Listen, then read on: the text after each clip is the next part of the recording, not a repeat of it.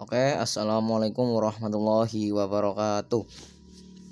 Baiklah, untuk santriwan dan santriwati khususnya kelas 3 MDTA, untuk materi daring kali ini yang diupload di YouTube adalah pelajaran tentang hadis ya. Seperti yang sudah kalian baca ya, sebelum ya dibaca ya di sini ya, di judulnya mungkin atau di sini, yaitu tentang hadis tentang bersikap toleran.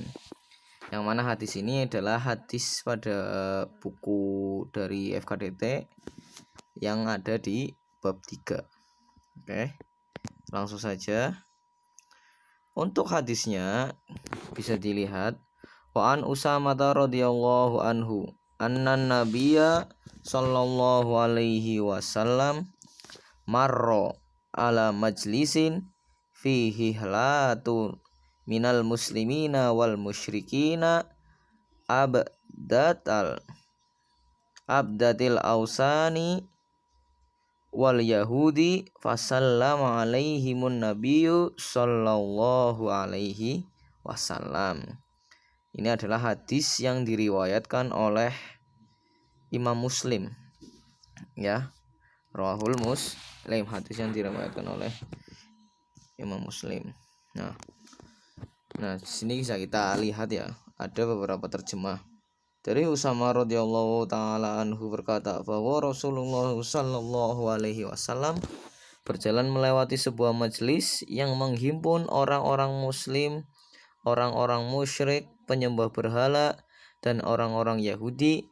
Maka Nabi sallallahu alaihi wasallam memberi salam kepada mereka. Hadis riwayat Muslim. Nah, di sini dijelaskan bahwasanya ada sebuah perkumpulan ya. Di sini perkumpulan yang isinya itu tidak cuma orang-orang muslim. Kalau orang-orang muslim jelas ya, kita yang namanya mengucap assalamualaikum warahmatullahi wabarakatuh, mengucap salam.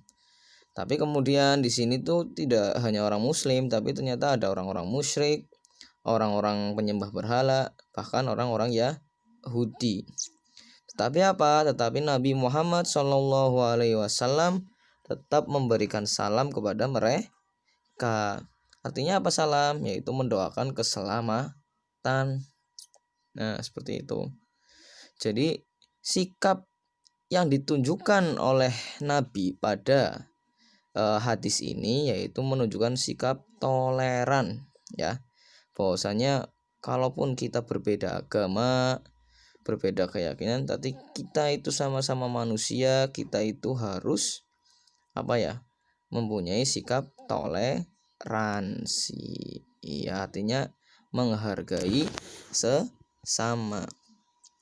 Pada hadis ini menjelaskan tentang pentingnya bersikap toleran ya. Sikap toleran itu sangat penting sekali, karena toleran ini berarti saling menghormati dan saling menghargai. Jadi menghormati juga, Nabi juga menghormati orang-orang yang musyrik, menghormati orang-orang yang penyembah berhala dan orang-orang Yahudi. Ada prinsip yang diajarkan oleh Rasulullah SAW, yaitu sikap moderat, dalam arti tidak berlebihan. Karena sikap berlebihan ini sering timbul kekeliruan, bahwa perintah-perintah agama terasa menjadi beban yang memberatkan, sedang larangan agama terasa sebagai belenggu yang membatasi kebebasan. Nah, di sini bisa dijelaskan ya, hampir sama pelajaran akidah ataupun PPKN, manusia itu diciptakan sebagai makhluk individu ya, sekaligus juga makhluk sosial, yang mana kita itu tidak bisa hidup dengan sendirinya, yang mana manusia sebagai makhluk sosial itu butuh yang namanya manusia lain untuk bisa hidup ya. Makanya kita itu dalam berkawan, dalam berteman tidak boleh saling membeda-bedakan, yang kulitnya hitam, yang kecil, yang kaya, yang miskin, yang bodoh atau yang lainnya, jangan dibedakan. Jadi yang dalam berkawan itu harus adil.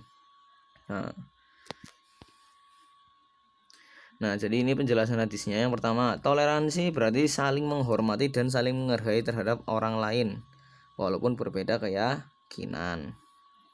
Oke, itu. Kemudian yang nomor 2, Nabi Muhammad SAW memberi contoh sikap toleran dengan memberikan salam di suatu majelis yang terdiri dari kaum muslimin, kaum musyrikin, dan kaum Yahudi.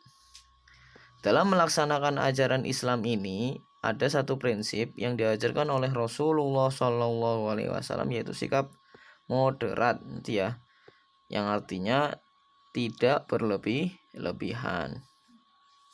Yang keempat, tujuan utama dari perintah Allah Subhanahu wa taala adalah untuk kebaikan bagi pelakunya, ya.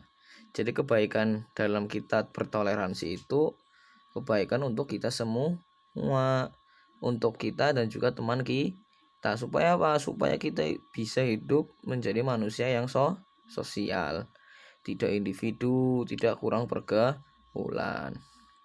Dan yang terakhir nomor 5, sedangkan setiap larangan Allah adalah bentuk penyelamatan agar manusia terhindar dari bahaya atau kerusakan. Nah, di sini mungkin larangan-larangan dari Allah Subhanahu wa taala, ya. Contoh, tidak boleh minum homer, tidak boleh bicara saat sholat. Pokoknya larangan-larangan yang dilarang oleh Allah itu bukan suatu belenggu, tapi apa? Itu sebagai penyelamatan agar manusia terhindar dari bahaya ataupun kerusakan. Contoh, dalam berteman kita tidak boleh dilarang untuk saling menghina. Nah, karena apa? Karena takutnya kalau seseorang menghina seseorang yang lain, sehingga rasa pertemanannya itu akan semakin berkurang dan kemudian timbullah menjadi permusuhan. Itulah yang tidak disukai oleh Allah Subhanahu wa taala. Makanya Allah itu melarang supaya apa? Menyelamatkan para manusia. Nah, mungkin itu aja sedikit. Nah, silahkan ini untuk ditulis dahulu. Untuk penjelasannya ini bisa didengarkan, ya. Mungkin belum paham bisa ditanyakan lagi. Untuk soalnya nanti malam mungkin ya akan saya buat. Silahkan. Kurang lebihnya mohon maaf. Jangan lupa belajar, tetap membaca Al-Quran, suka menghafalkan juz amma, ya. Karena mungkin sebentar lagi, mudah-mudahan minggu depan sudah mulai berangkat pembelajaran tatap muka untuk MDTA. Kurang lebihnya mohon maaf. Wassalamualaikum warahmatullahi wabarakatuh.